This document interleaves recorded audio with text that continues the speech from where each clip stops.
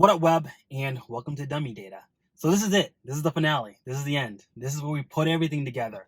So we're basically going to leverage our Google API data as well as our Boston Food data to basically create a one-stop shop of all of our Boston Food data with Google attributes. And ultimately, what we're looking to do is we're looking to just do some analysis. What is the data showing us? What is the data telling us? And what conclusions can we draw from the data? And that's the reason why I kind of leverage Google, is because with just the Boston food data, it's just kind of one layer. Google gives you a couple of layers or two other layers of just looking at it by ratings, by price level, and things of that nature. So now with that information, now let's start to put the story together. Now what does it look like? Now what is the data telling us? And just doing some analysis and some ad hoc reporting. So that's what we're gonna do now. So if we pop into Ultrix,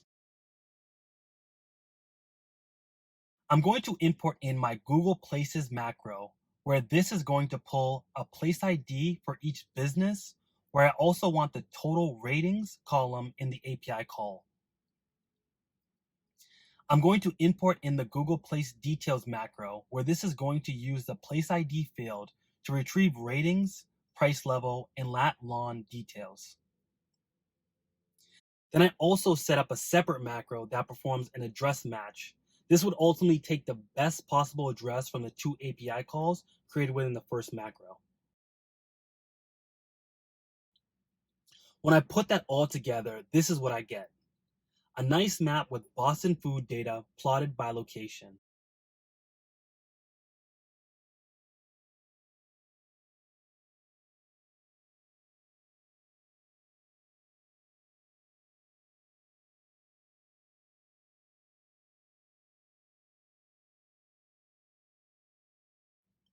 And all I did to get the centroid column, which allows me to plot a map in Ultrix, is with the create points tool using my latitude and longitude columns.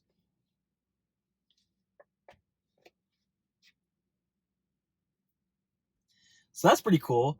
So we're able to see all this Boston licensed food data in Boston, and it makes sense. All of the food is in the heart of Boston, in the North End, where you get all that great food. And it's really cool because that's what I expect. I expect everything to kind of be in the North End. That's like your food capital of Boston. And then it kind of sprinkles out into Boston Common. And that's where a lot of everything is concentrated. That's where you have City Hall, and that's where you have a lot of like financial district, leather district, and things of that nature. And then it kind of sprinkles out through Com Ave, kind of going down west of Boston. And that's why we kind of filtered out a lot of the BU data within our data set, because again, that was adding a little bit of noise just with some of those school establishments or some of the food courts within the schools. But what I don't see is a lot in the East Boston as well as South Boston. But again, that kind of makes sense because South Boston or Southie, especially Seaport, is starting to be built up or has been built up over the years. So this is something that you just start to see that coming online. But with the data that I have now, what I want to do is I want to start to do a little bit of preliminary analysis. I want to kind of see, with using some of our Google attributes, the differences between, price level, the differences between ratings, things of that nature. So it just gives you a little bit more robust of a data set to do some of these analytics with, especially bringing in this Google data. But I think it's cool to see it now, and it kind of should coincide with your expectations when you think Boston, when you think food. But now what we'll do is we'll look at building out or using some of those Google attributes. So using my data set, I'm going to filter only to the license types of bakeries, bars, cafes, establishments, and restaurants. And just note that the establishments did not have data for ratings, so I just imputed the population average. But I still kind of want to see them to see kind of where they plot on the map.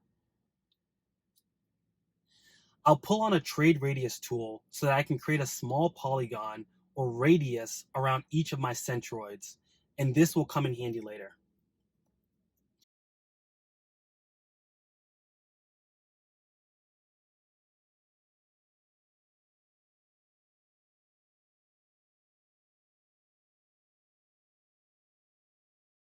Pulling on a report map tool, I'll configure the tool, setting the size and defaulting to an ultra street map layer.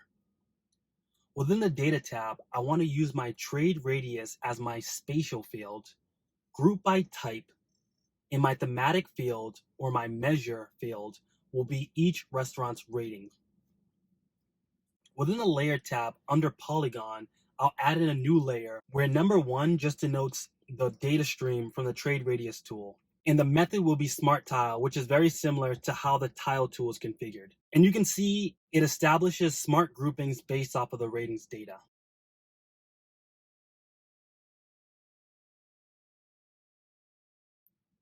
And this is what I ultimately want. We have a map with Boston food data where we can see the different ratings. And this is why I created a radius around each centroid to see the color divergence. And just so I know which chart is which, I'll add in a header. I want to bring down the report text tool and use my group column as the header name.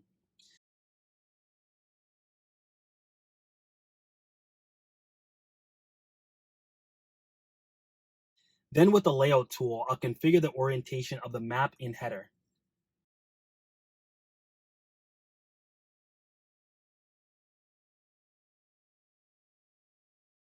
And here's the final result.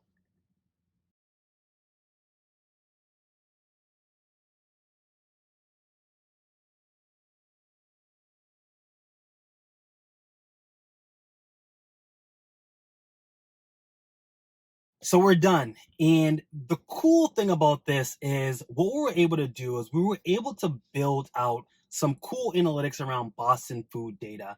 And what we're able to plot out and see is we were able to see a map of the different types of categories from bars to bakeries to cafes and kind of see the distinction between some of the ratings. What we didn't layer on there is to actually know the actual establishments. That would be the homework. That would be the extra work. That would be what you want to go and research. But what we have now is we have an expectation of what to expect on certain categories and the price level for some of these things. And the cool thing about it is you can now start to use this analysis for whatever you want to do. You know, if you want to start to see if there's any correlation between certain food and certain reviews, certain price levels, and certain establishments, you know, you can do that. And what we're doing is we're building an understanding of a concept such as Boston food data or Boston food license data using data. You know, we're basically just using data to tell a story. And ultimately, throughout this whole journey, what you should have been able to do, and I hope that you've been able to do, is just to leverage these data sets, to bring in more data, to leverage Google, to build efficient workflows, and then ultimately to tell a story with the data. And what the data should be telling you is that, you know, there's a lot of food, different types of food establishments in Boston. A lot of it's concentrated in the heart of the North End, as well as the heart of Boston. And a lot of these food establishments differ in terms of their pricing. But now what I want to see is how do they differ in terms of the types of food they sell, the types of communities they serve, the types of radius in terms of, you know, if they have takeout or drive through or things of that nature. It's like all of that type of stuff. So hopefully your brain is starting to, you know, when I say ramp up, I just mean hopefully you're going to start to ask more questions and you're going to start to want to gather more information, because ultimately that's the whole theme of it. It's basically starting with something. We started with Boston food data, but then adding in more because ultimately I want to see more. I want to see more. I want to see more. You know, I want to see reviews. I want to see price levels, and then it's gonna expand your understanding, and it's gonna expand how you think about things, and hopefully you think about Boston a little bit more differently in terms of food, because I do, and I'm a little hungry right now. So we'll see. But no, hopefully throughout this journey, you've learned how to leverage data, how to access data, and how to use data, and you're learning how to tell the story with data. And don't forget about that. Don't forget how, you have to tell the story. How do you tell the story? Um, and the analytics just supports that. When you do the analysis, you understand it more, and that's when you're able to put the story together, because you can only write the story when you know the words, and by doing the analysis you start to know the words. So hopefully you've learned something throughout this process, and until next time, let's get it.